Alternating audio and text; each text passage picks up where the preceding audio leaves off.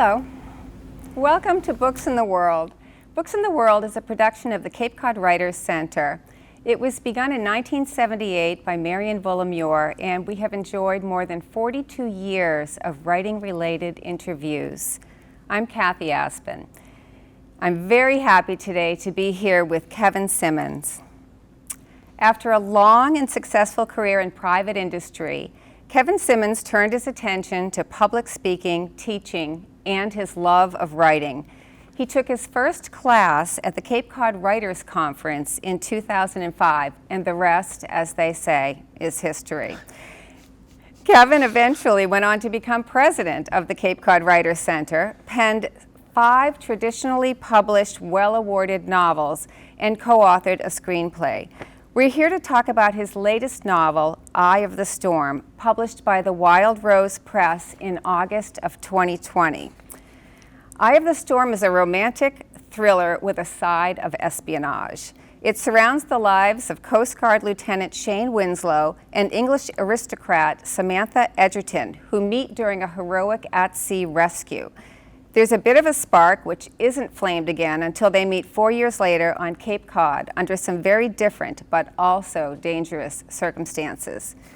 Thank you so much, Kevin, for being here. Thank you so much, Kathy. That was beautifully said and well written. Thank you. Well, I was trying to sum up a novel that had a lot of parts and pieces. And also, I'm big on not creating spoilers.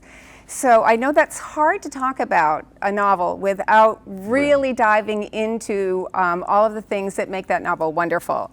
I want to talk about your protagonists. I want to talk about your villain. And so we're going to have to delicately tiptoe around it and save some of the real meat of it for a book club discussion, maybe. Fine. But your novel is actually, it's a sequel because it carries over some characters from a novel that you wrote in 2014. Mm-hmm. What made you decide to dive back into their lives? Well, I probably have to say that of all the novels, the 5 novels I've written, mm-hmm. Out of the Storm, the 2014 novel you referred to, was the most successful. And since I spent a lot of time on the Cape, I love writing stories about Cape Cod.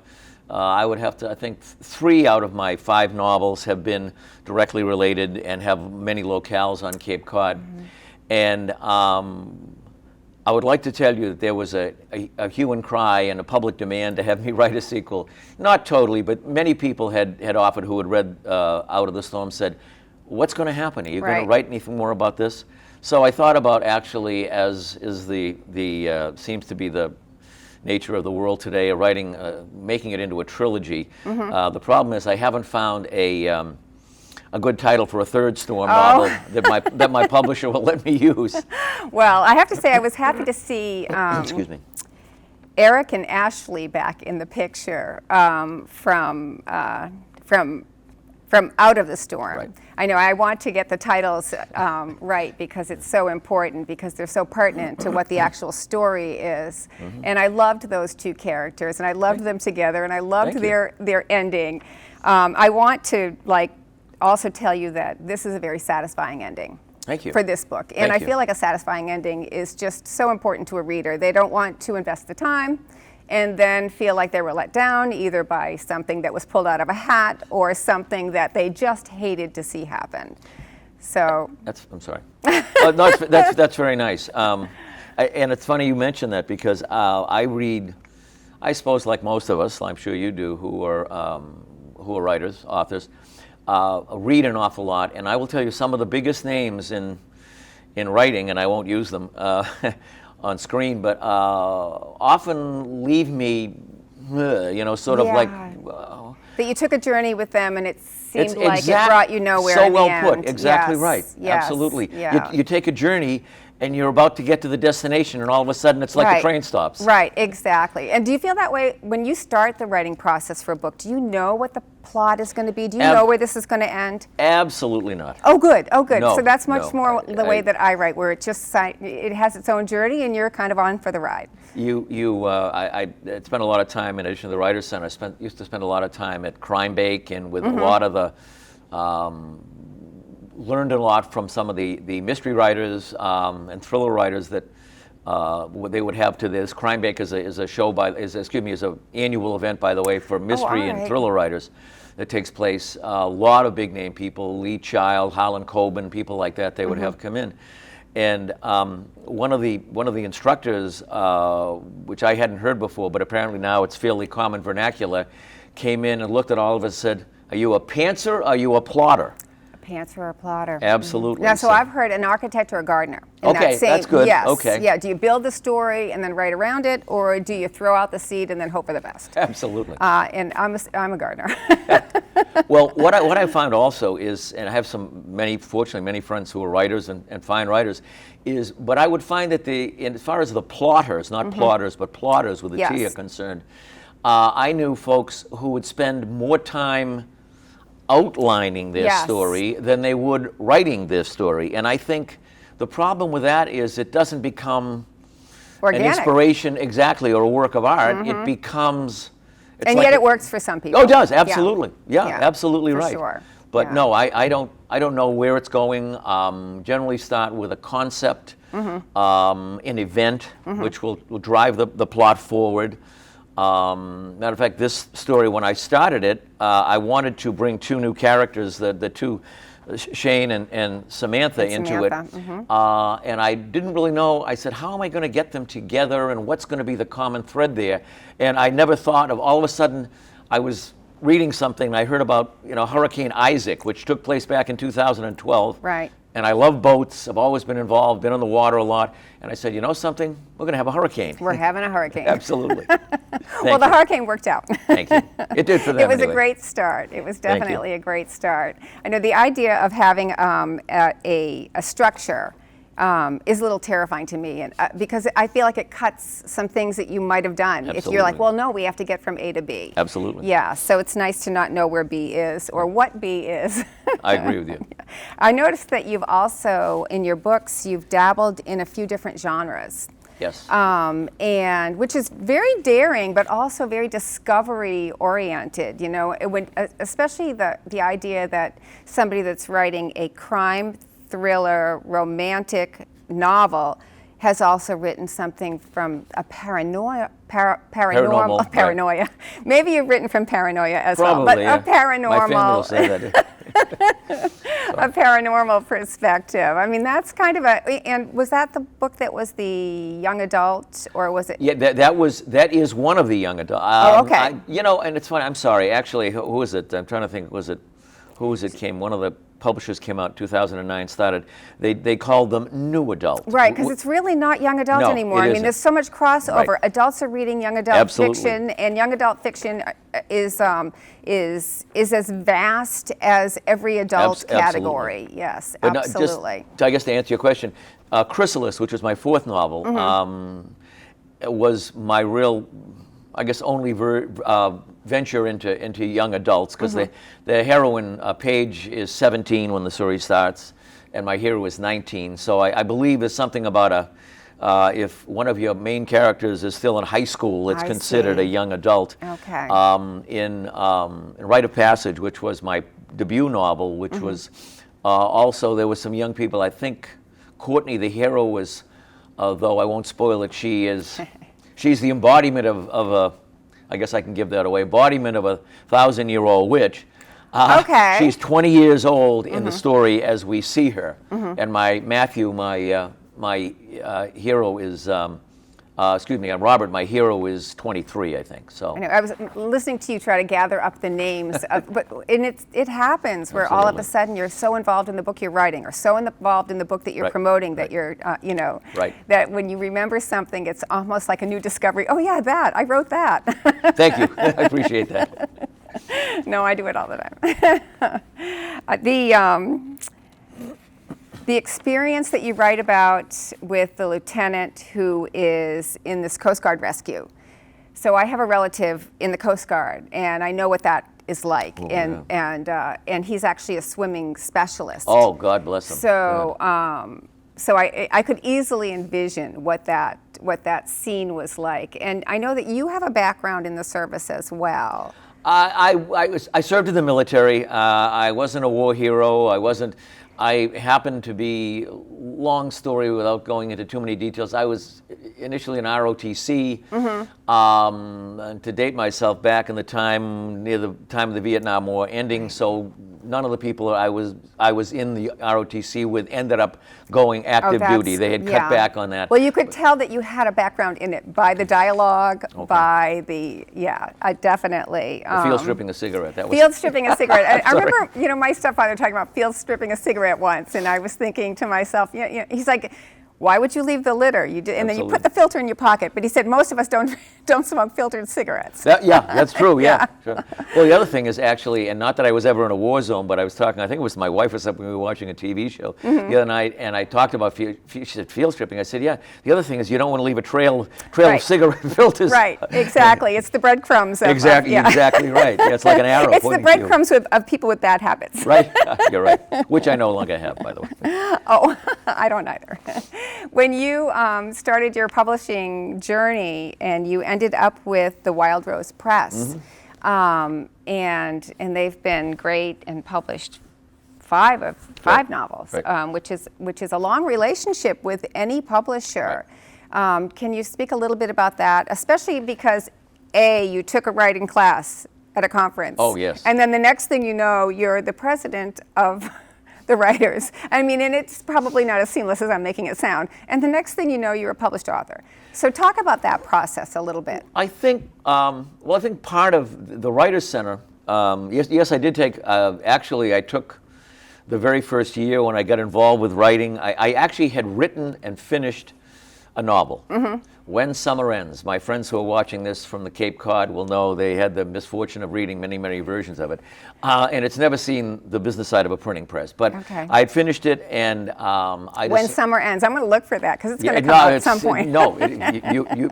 Maybe I'll send you the screenplay. Okay. I had finished that, and I decided that I wanted to do something more. And like a lot of sort of author wannabes, I was sure that I was going to be the next, I don't know, who knows, Margaret Mitchell, I don't know, Harlan Coben or somebody, and being facetious, of course.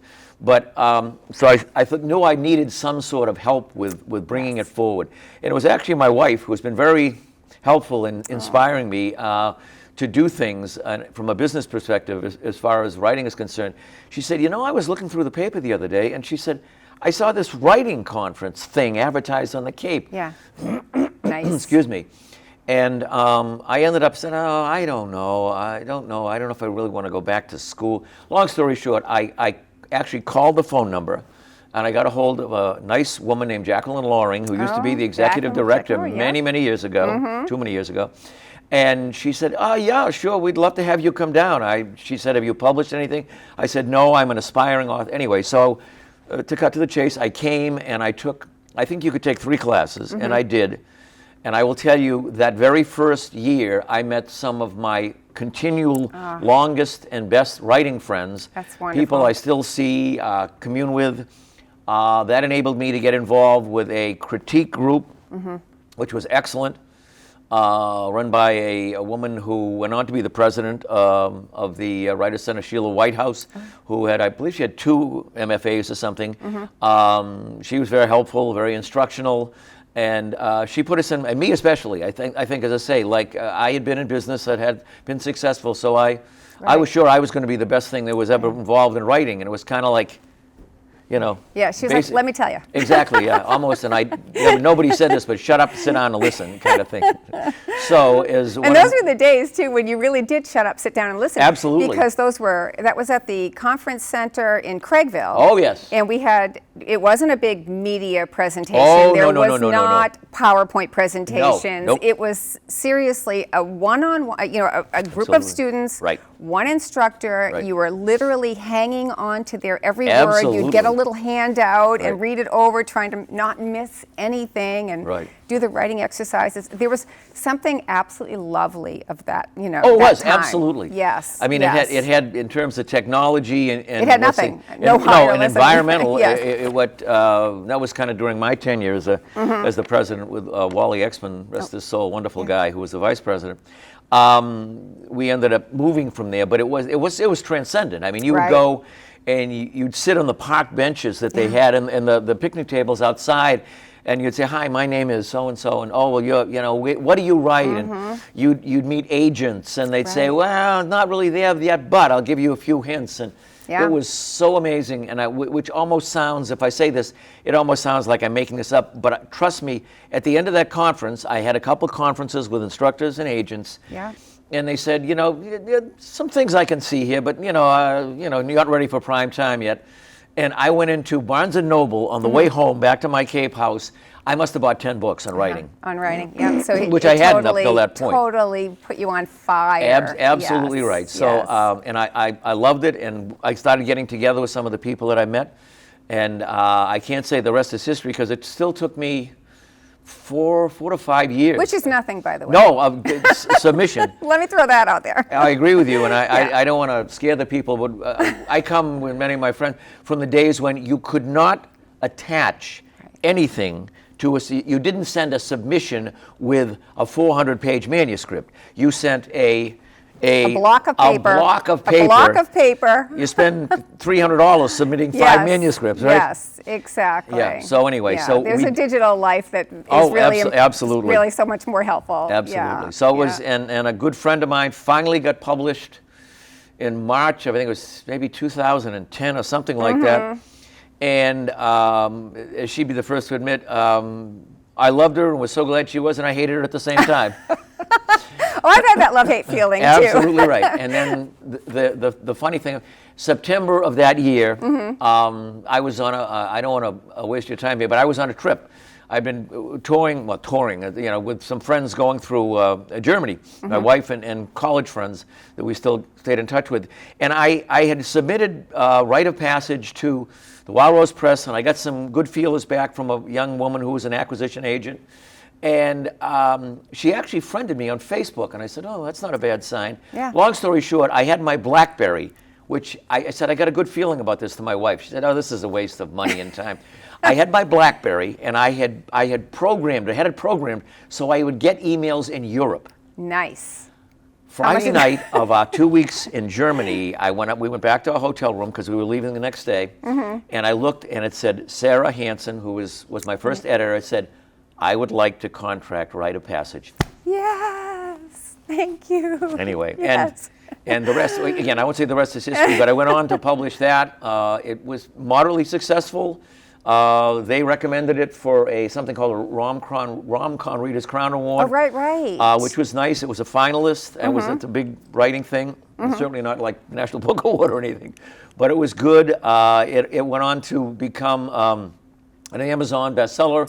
It was sold enough and had good reviews so that it became something which I don't even know if they still have, called an Amazon Encore Selection. Right. Which helps immediately. All of a sudden you go from 700,000 to 70 in the yes. because Amazon puts some money behind you, Yes. And it was affiliated with my publisher. If Amazon would just put all of our books in the right spot. Exactly just put them in the right eyes, Absolutely right, exactly. Attach it to anything that you think is going to... Exactly right, yeah. So that was anyway. So the next one, Out of the Storm, was also moderately successful, and I went on to be one of their bestsellers. So it was good. And the third novel you mentioned was called Solo, and I was very proud and very pleased with. That was actually their first, I believe it was their first non-romance ever. And those of us who write romance originally, because it's very simple to get published, or simpler in romance, excuse me, there are a variety of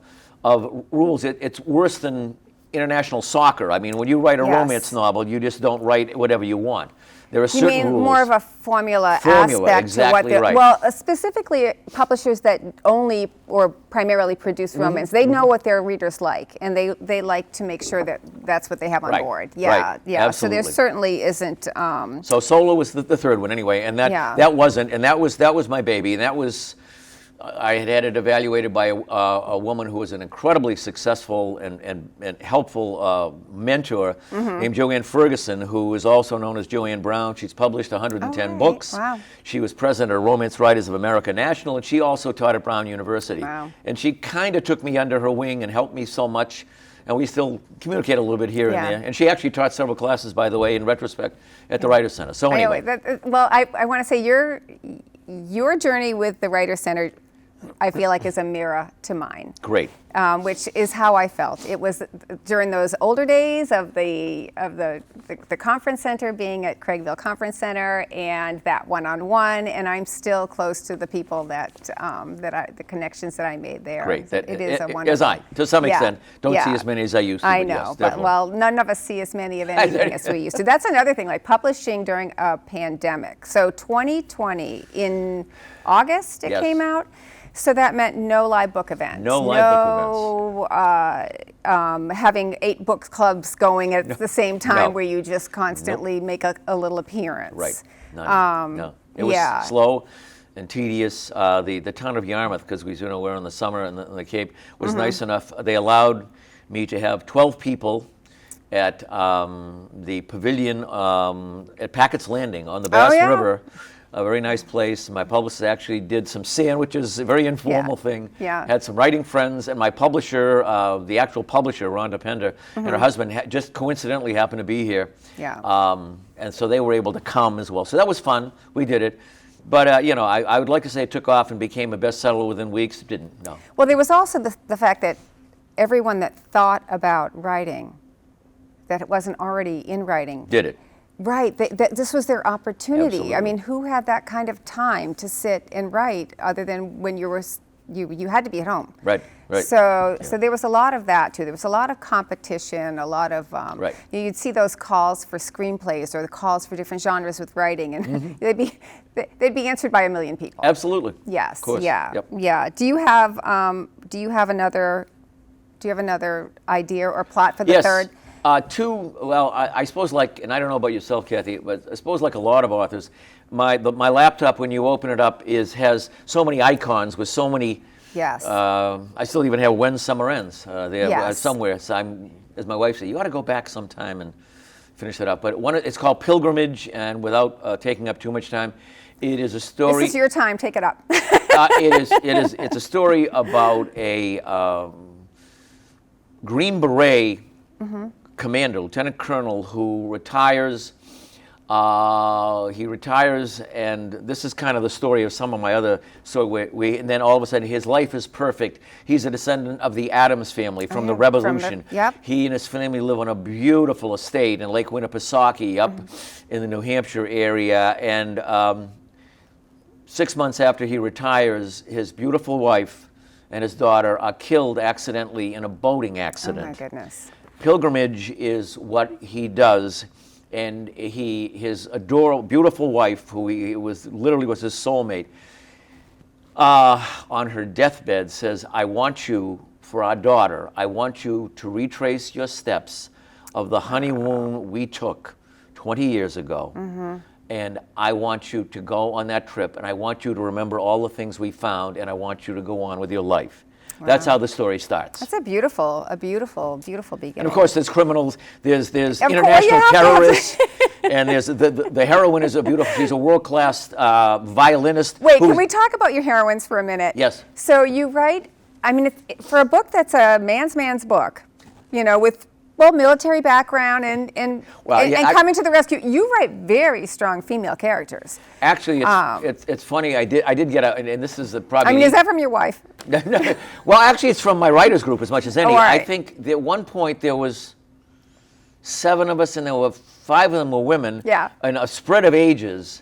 And it was kind of like I'd go in on a Tuesday. We met every week. We were determined. It was kind of like, no woman would ever say that. Yeah. No woman would ever do that. And good for them, because they're like, that's not how we speak. Absolutely. Yeah. And my wife will tell you, though, actually, I have to be honest, Kathy, I kind of am a closet romantic. Yeah. You'll catch me occasionally watching a Hallmark movie. No, I believe that. And my son and I, my youngest son and I, always joke about it because he is the original macho. He was a boxer. I mean, college, all that stuff. But he was a boxer, and he was a physical trainer, and all that stuff. And every time he sees the end of Forrest Gump, he and I are on the. She's like, it is. It's like that scene with Tom Hanks when they're pretending to cry about the Absolutely. Dirty Dozen movie or whatever the war movie is. Yes, exactly right. Exactly right. Yeah. Win this, whatever it is. Yeah, exactly. Make it worthwhile. Yeah. Exactly. Yeah, exactly. Oh my gosh. Well, you have to have a soft heart to, and I'm not saying that I'm sure you do, but I'm sure you do. A soft heart to write romance, and to write it with, because even, I mean, especially the Eric Ashley thread was definitely, in this book, Eye of the Storm, he was more tender-hearted than her. She's kind of like, this is how it is, when, in the investigation aspect and all of that, right. and he's like, I don't know, did we do the wrong thing? And Exactly, yeah. So you He's can sort of, clearly and I see hate to use that- it, was sort of wimping out a little bit. You're right, absolutely Yeah, right. no, it was a great, Yep. it was a Yep. fabulous touch, to be honest Well, with thank you. you. That's Yeah, very I really nice. I did like to. appreciate that. I like a tender heart, Thanks. definitely. Thank you. You can be strong and tender. You can be both. Absolutely right. Yeah. I like Yep. that. Thank you. Well, anyway, so we'll be looking for your books. We'll be looking for that first book to come out eventually in some form. But for now, we can find your books on your website. We can find your books on the Wild Rose Press website. Absolutely. We can find them on Amazon. Goodreads. Goodreads. Okay. My website, as you said, www.ksimmons.com. Yes. With a Y. Let's see. We'll post that for you. on Okay, that, yeah, and also they are in bookstores, selected bookstores, Mm-hmm. though bookstores have kind of had a hard time bouncing back too. Yes. So yeah, I'm doing an event tomorrow in Hanover at a bookstore that I. Nice. Yeah, thank you. Yeah. Nice. Well, thank you very much for joining us. Thank you, so Kathy. much, You were Kevin. This was a delightful lot host. of fun. Thank you. And if you enjoyed this interview with Books in the World, you should visit our website at capecodwriterscenter.org or our Facebook page, or actually look us up on YouTube, where you can see all of these interviews, and also perhaps enjoy a class. Thank you so much.